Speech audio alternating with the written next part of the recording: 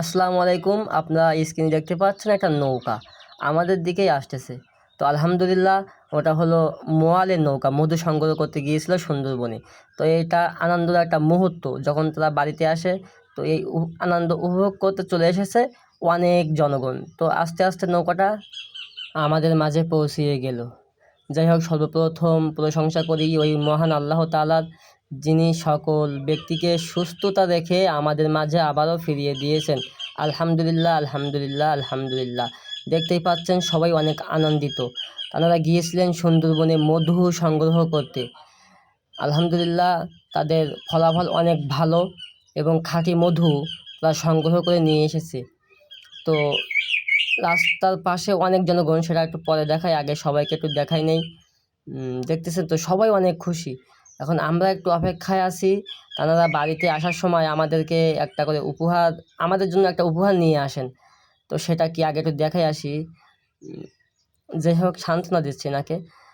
অনেক ব্যক্তি, অনেক জনগণ, অনেক মানুষ দেখতে এসেছে এই আনন্দ। এটা একটা অন্যরকম আনন্দ। এই যে আমাদের উপহারটা চলে এসেছে সামনে, এটা হলো মধুর ক্ষীর, খাঁটি মধুর ক্ষীর। চাউল আর মধু দিয়ে রান্না করা এই ক্ষীর। দেখতেই পাচ্ছেন ক্ষীরের রং লাল।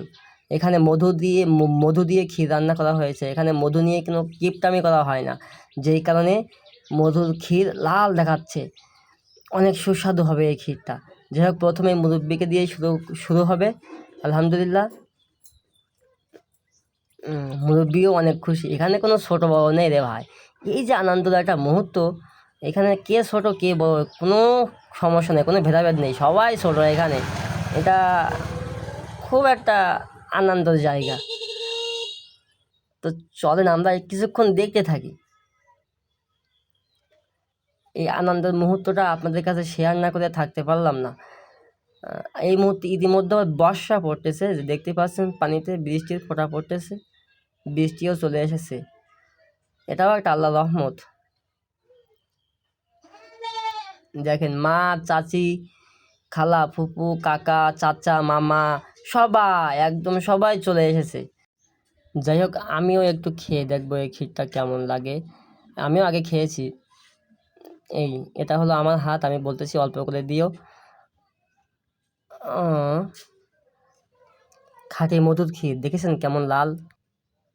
আলহামদুলিল্লাহ, ওয়াও, অনেক স্বাদ, সেই স্বাদ। সুন্দরবনের খাঁটি মধুর পায়েস খাচ্ছি আজ। মানে এর আগেও খেয়েছি, কিন্তু আজকে একটু অন্যরকম তৃপ্তি পাচ্ছি। আপনারা তো নিজের চোখেই দেখতেছেন। এই আনন্দটা নেওয়ার জন্য কে ছোট কে বড় কোনো রকম দেখাদেখির সিস্টেম নেই, সবাই চলে এসেছে এখানে।